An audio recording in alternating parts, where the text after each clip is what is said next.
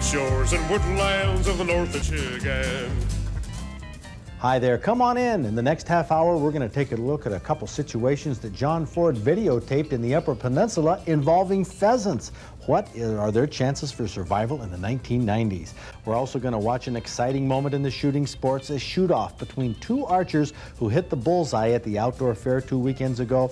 The great thing about the shooting sports is that there aren't any seasons or limits. We can compete against each other with rifles, shotguns, handguns, and bows year-round. Stay tuned for an exciting competition. I'm Fred Trost. It's Thursday night. Time for Michigan Outdoors. You know we have 2 hits on it. Do you have any ideas, John?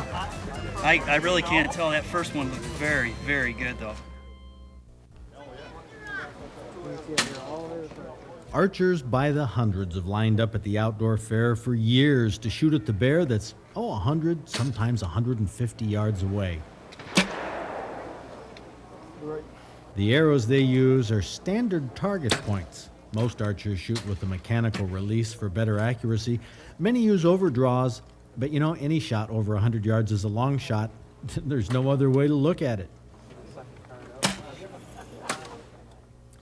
That shot was one of thousands taken at the 1992 outdoor fair at Houghton Lake. You can see the arrow against the tree above the bear's head. That arrow hit the white paper plate, an accomplishment in itself.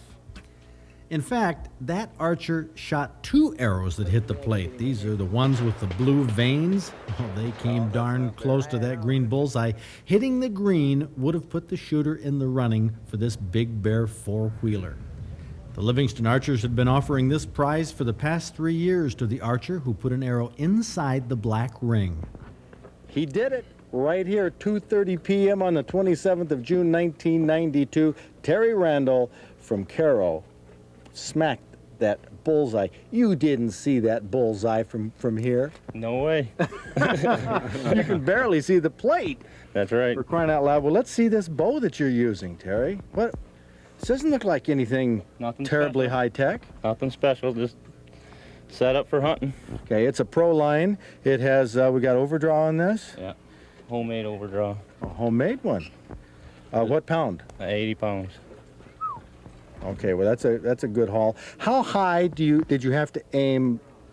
Did it look like you had to aim over that bear in order to hit it? I was aiming right at the plate.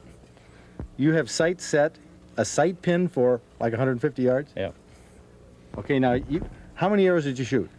I shot all morning, then I come back after lunch and shot 4 and got him. Okay, where were your other 3 arrows when you shot those 4? I had 1 dead center, 1 ran the top of the sticker. That one's yours too? Yes. Where were the other 2? Were they on the plate?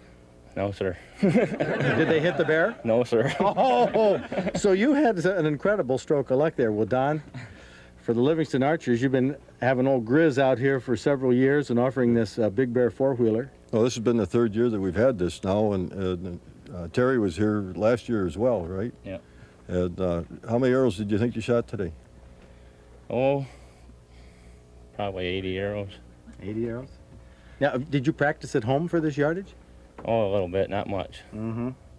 So he wins. Tell us about what he wins. Okay, he wins a big bear 4-wheel drive ATV. It's got a CB on it, a winch, a trailer to haul it on behind the truck, a bow scabbard, brush guard, you name it, it's on there. It's on there. Yeah. Well, this is from Hackers. From Yamaha? Hackers Yamaha here in Houghton Lake. Yeah, they've been supporting us all these years now, and it's been really great.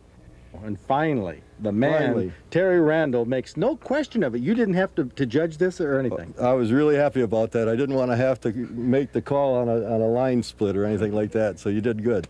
Okay, now you have also, people can shoot then tomorrow. If somebody else gets in there, then you have a shoot-off. That's right.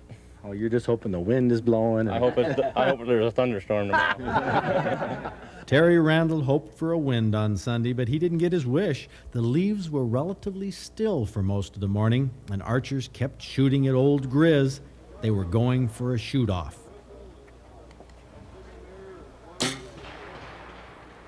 And wouldn't you know it, another archer hit the ring on Sunday. Jerry Lindenberg from Corey, Pennsylvania, who had been coming to the outdoor fair for years and spent lots of money trying to hit the dot on the bear. Oh, And now we have a shoot-off.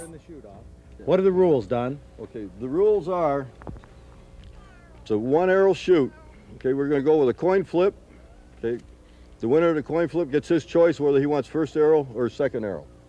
Okay, the way we're going to measure this is from the center of the X to the inside of the shaft.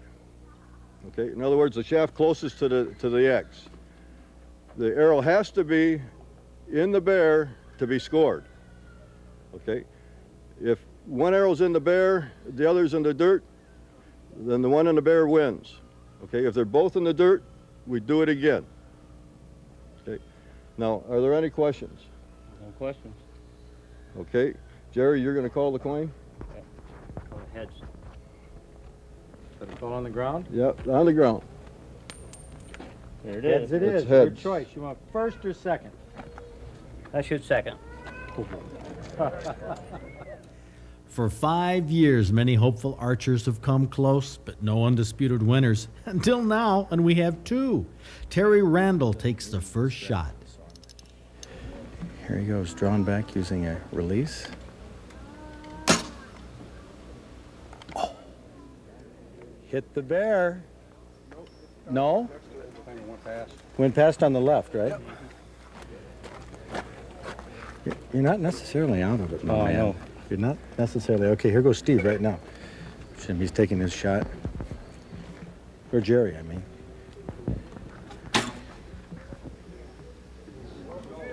Miss. Two misses? Huh? What's the show in the scope? Double miss? Okay, we'll do it one more time then. It's hard to think of something to say to a guy who's... Yeah, nervous, huh? Does it make you more nervous shooting for this right now than when you've been swacking at the plate? Oh yeah, a lot nervouser. Is it tougher to make this shot than it is the others? It probably is, yeah.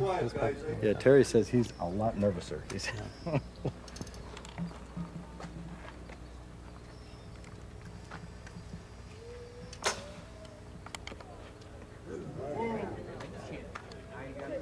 Did he get it? Oh, yeah. In the chin. In the neck. So we have one. Looks like the wind must have died down.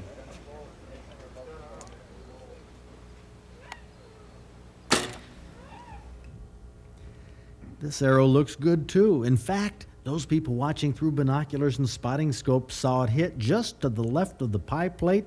It lands at about 9 o'clock within inches of the plate. You should have been able to see that on your TV set at home. Well, we're going to have to go down there and check this out. Hey, look at... Well, the crowd was thrilled. They've never seen an archery shoot-off for a $7,000 prize. This is exciting. Yes, it is. I would say that's amazing that those two would be that close, but it's... Call it done officially? Yeah, this is Jerry's arrow. That's my arrow. Okay. Of course, that's Terry's arrow. And Jerry is much closer than Terry. Congratulations. Thanks a lot. So what does Terry get? A half a day of jubilation? A lot of That's sweat. it? Yeah. Holy cow. Well, I tell you, Thanks for being a good competitor, Terry. hey, we got him on tape. We thought he was going to be the sole winner. Nobody has done this in all these years up here. And both of you guys have come up before. Yeah, I've been up here 5 years. Jeez. Well, congratulations.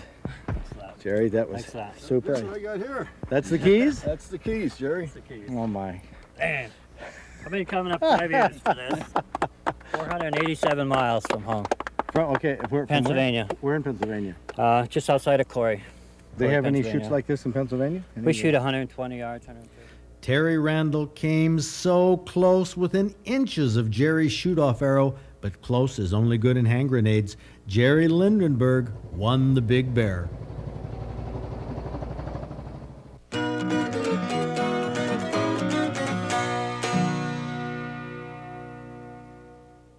What you just saw was a sport, a competition between matched competitors who follow specific rules and vie for trophies or for prizes or for points. Now that's a sport. Now hunting and fishing, on the other hand, are activities.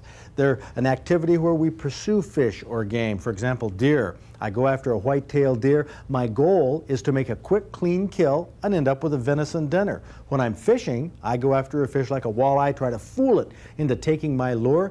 If I'm successful, I'll be able to take home a walleye, hopefully, fillet it, and eat it. Now, those are the activities of hunting and fishing as compared to sports, which don't have seasons or limits, and we can compete over and over again. But, you know, people ask me, why do I have the hunting and fishing awards? Doesn't that make a sport out of hunting and fishing? Well, that's not the purpose at all. We don't give away prizes. What I want you to do is to catch a big fish or get a big deer, send us a picture. That way we can look at it in our trophy book. Love to see these big, tall buck racks like this 12-point, tines nearly 10 inches long. Art Hayward Jr. from Lake Odessa grunted this buck in Berry County, got it with a 50-pound bow. Now this is what a 7-pound, 2-ounce largemouth bass looks like. Bob McLean from Mount Morris caught it on a jig in August in Iosco County's Loon Lake. He released it within 20 yards of where he hooked it. The distinct bars on the sides of this bass mark it as a smallmouth. It hit a chub in Kent Lake, Oakland County. Will Cash from South Lyon caught it in June. A tube jig took this 17 3/4-inch crappie. Mark Foster from Sterling caught it in Hardwood Lake, Aranac County. That crappie weighed 2 pounds, 12 ounces. Bob Bailey from Whitmore Lake is hoisting a tiger muskie he caught from Whitmore Lake. He was trolling a Bagley's lure at 1 p.m. mid-July when this 43-incher hit. You don't think taking a trophy is exciting? Tim Umbright from Redford got a turkey with a 12-inch beard, but it almost cost him his shotgun.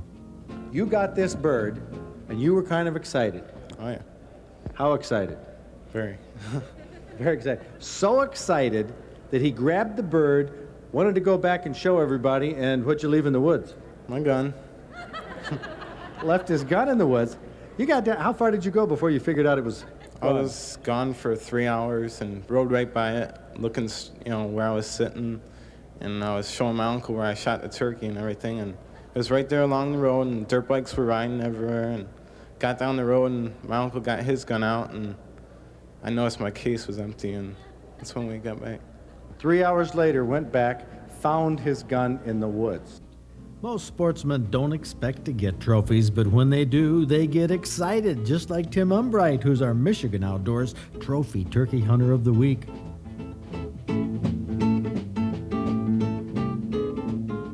And if you missed the outdoor fair at Houghton Lake in June, make sure you come to the Bath Outdoor Fair August 7th, 8th, and 9th. It's our Southern Michigan Outdoor Fair. Sporting dogs, traditional archery demonstrations, the shooting show with Red Ball and Harry Reinfelder, plus lots of seminars, exhibitors, archery novelties, and archery shoots, including a long bear shoot.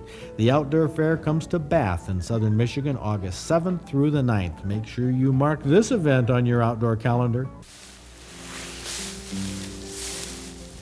If you hunted pheasants in the 50s or even in the 60s, you'll remember the excitement of birds that flushed at your feet. Ring-necked pheasants in those days were plentiful, and roosters were easy to find in the stubble fields, even without a hunting dog. There you go, hen. For years, hunting regulations have protected hens, which are easy to spot when they take off. Dominant roosters mate with many hens in the spring, and hunters have never taken too many roosters in the fall to affect the spring reproduction. What has affected reproduction is modern farming methods, especially cutting hay every 3 or 4 weeks, a practice which started after the 1950s. Hay fields are a favorite nesting place of hen pheasants, but if the fields are cut every 3 or 4 or 5 weeks, the pheasants can never bring off a brood. Mowing machines are only one hazard. Crossing highways are another. That's crossing the road and here's a car. Oh, this will be real good.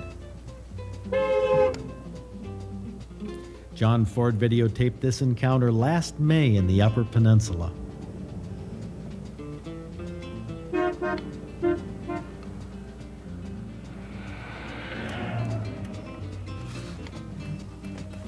I tell you, You wonder why they get hit on the road. The hen is on this side, the rooster's on that side.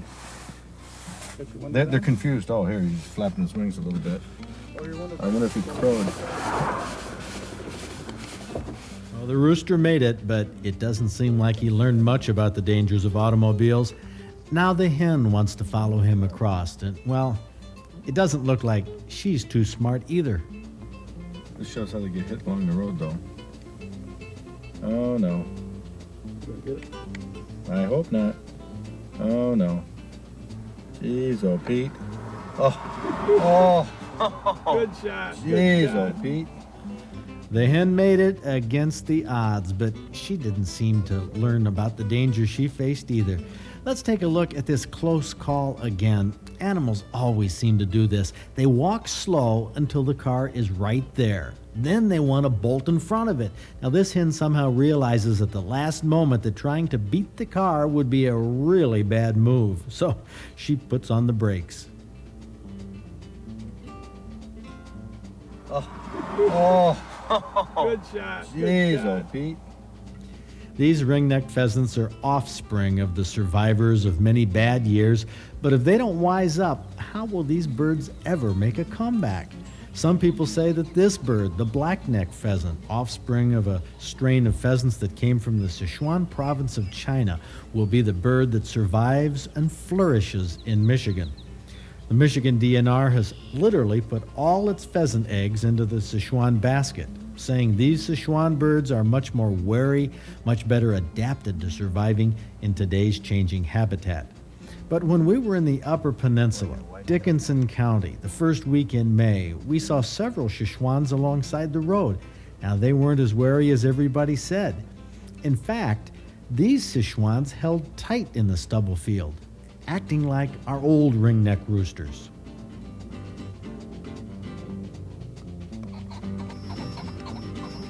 This Szechwan rooster did everything the old ringnecks used to do. It held tight, it cackled when it got up. The only difference was it didn't have the white ring around its neck. But Szechwans aren't supposed to act like this. They're supposed to be wary and stay out of the fields, preferring the thick cover. The hen is over here, right here. She ain't got no tail. There were actually two hens there. Oh, there's another hen.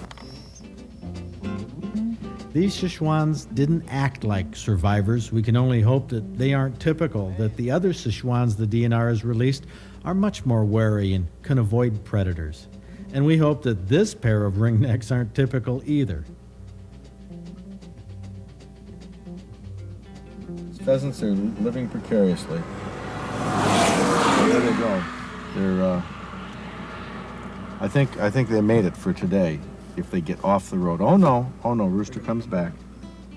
We know why the pheasants cross the road to get to the other side, but the question is, will they make it? Will the Szechwan experiment work? Will the ringnecks come back?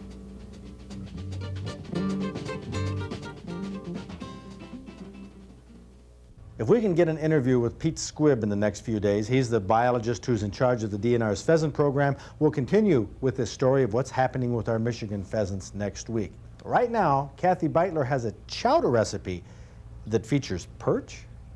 We have a perfect recipe for this time of year called Michigan Summer Chowder from Melanie Morris. And it looks like it's a heavy chowder, but really it's a light tasting chowder. Got onion and jalapeno and garlic. Light tasting? It is. And you start off with onion, jalapeno, and garlic. It's going to lighten up, trust me. Oh, yes. I'm going to have to. It's got a lot of cilantro in it. And she calls for it to be packed down, but we didn't have moly. fresh. Exactly. That's sort of like parsley, isn't it? Yeah, it I mean, is. in a It's like way. a Chinese parsley. It's a lot spicier than our regular parsley. So you grind that up. And make like just kind of like a paste out of it. I bet that would really burn your sinuses. Yeah, if you ate it like that, I think it would. And you're going to put some corn and water in a blender, and you want to make a puree out of this. And you're just actually going to save the juice from this. You're not going to use these kernels at all. Well, that's like creamed corn right there. Right, yep. Yeah, but it's even finer than that. You're going to go ahead and strain it, and then use, like I say. Strain it. Yep. And you throw away the... Yeah, the residue. God, I love that part. We'll save it for you. I love that. And Creamed then, corn is just one of my favorites. Yep. And then you're going to use half and half, and going to make, this is going to be the base for the chowder. And then your cilantro mixture goes into this. And then we are going to actually use some corn kernels. And boy, this time of year, you can't hardly get any better than fresh corn. But that's that corn puree That's the right there. corn juice, right. And then actually some corn. Huh. And then, of course, the perch. And you want to cook it first. Either have it boiled or broiled or microwaved. And then just flake it and it goes into the dish. Wow, perch is such a delicate It is, yeah. flavored fish. Yeah. Well, I tell you, it does look good. I don't know about that strong garlic and all that, but Melanie Morris, of course, was a winner. Right. In our Fish and Wild Game cooking contest, and I guess she's going to tell us about it.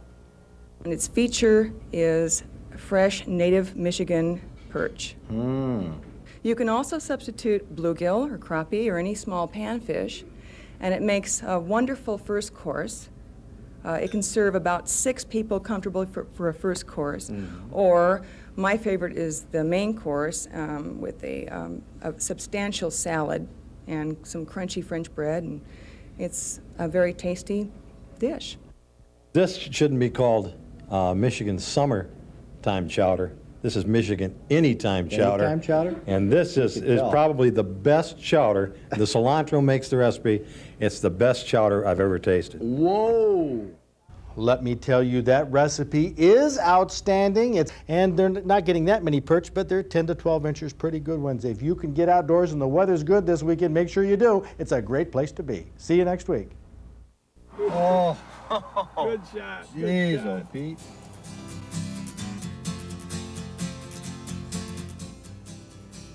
Next week on Michigan Outdoors, I'm hoping to continue our story on Michigan pheasants. Hunters have said they've been seeing more birds this spring, but just how many more and what does this mean for the future of pheasant hunting? We'll only know after the close of the 1992 pheasant season. But right now, lots of hunters have cautious optimism. We'll have this plus some fishing next week right here on Public TV. Oh, jeez, oh, Pete.